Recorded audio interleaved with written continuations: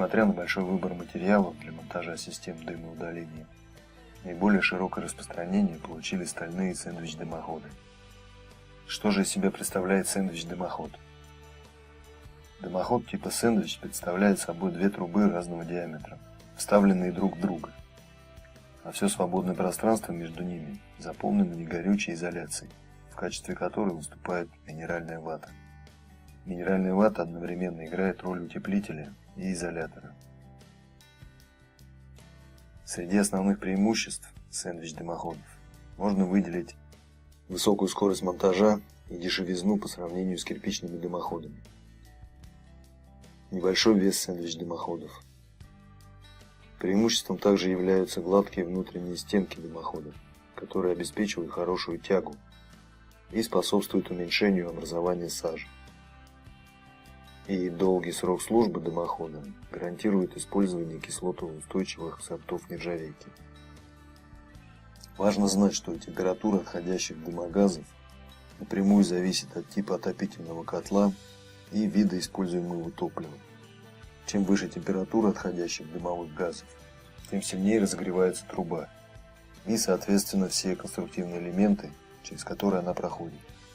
На таблице хорошо видна зависимость температуры дымогазов от типа котла и вида используемого топлива.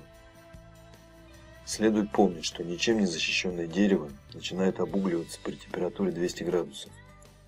Хорошо высушенная древесина может загореться от источника открытого пламени при температуре 270-290 градусов. А если дерево подвергается постоянному нагреву более 24 часов подряд, то оно может самовоспламениться уже при температуре в 170 градусов. Поэтому при монтаже сэндвич-дымохода важно соблюдать все меры противопожарной безопасности. А любая ошибка, допущенная на этом этапе, может привести к печальным последствиям – пожару и потере имущества. Ведь по статистике до 80% пожаров происходит именно из-за неправильно смонтированных дымоходов. Итак, как правильно осуществить проход дымохода через деревянное перекрытие? Как показывает практика, наибольшее число вопросов появляется при расчете расстояний от дымохода до деревянных перекрытий. Согласно нормам, при проходе через деревянное перекрытие необходимо выдержать расстояние в 38 см от внутренней трубы сэндвича до сгораемых конструкций. Все это пространство должно быть заполнено несгораемым материалом. Если стандартный проход не обеспечивает этого расстояния, то его нужно дополнительно увеличить. Если дымоход прокладывается через защищенные деревянные конструкции, то расстояние можно уменьшить до 25 см. Защита деревянных конструкций, таких как лак, торцов стропил, обрешетки, обеспечивается за счет оцинкованного листа с проложенным между ним и деревом асбестовым полотном толщиной не менее 5 мм. Оцинковка выполняет следующие функции. Она препятствует распространению огня в перекрытии, обеспечивает равномерное рассеивание тепла, а также экранирует и отражает тепловое излучение, идущее от трубы. В случае прохода межэтажных перекрытий однотрубным стальным дымоходом, расстояние до ничем не защищенных деревянных конструкций должно составлять не менее 50 см.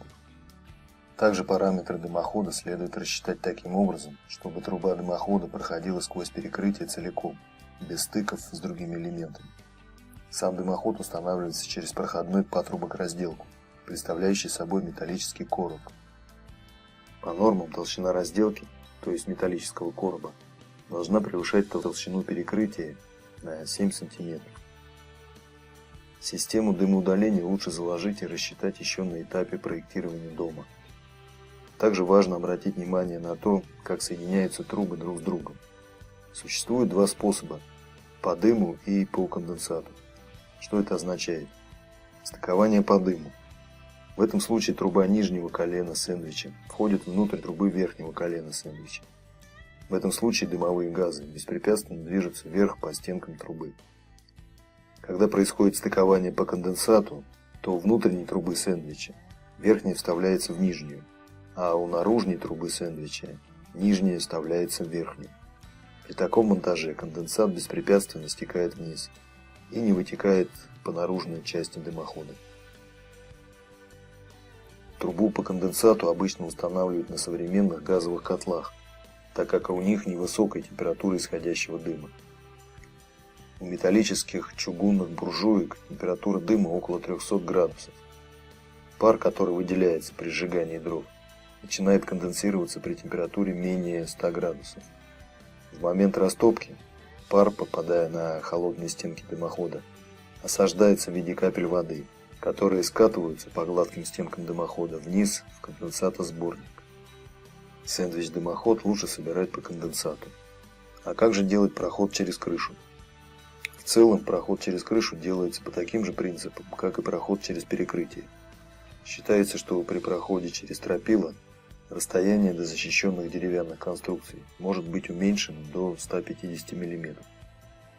Предполагается, что дымоход при проходе сквозь кровлю остывает, а пространство вокруг него хорошо проветривается, поэтому можно уменьшить расстояние до защищенных стропил. Это предположение справедливо для холодной кровли, а при утепленной нужно применять нормы и расстояния, как у межэтажных перекрытий. Для герметизации выхода через кровлю применяются специальные крышные разделки.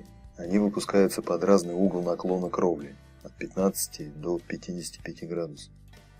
Крышная разделка монтируется на трубу дымоход сверху, а край листа разделки заводится под конек кровли. Что касается высоты дымовой трубы. Дымовая труба должна выступать не менее чем на 50 см над верхней точкой крыши, при ее расположении менее чем в 1,5 метра от парапета или конька. Если ее ось находится на расстоянии от 1,5 до 3 метров от конька, то верхний срез дымовой трубы располагается вровень с коньком. Если расстояние от конька до дымовой трубы превышает 3 метра, то передняя часть трубы располагается на уровне воображаемой линии, проведенной от конька вниз под углом 10 градусов к горизонту.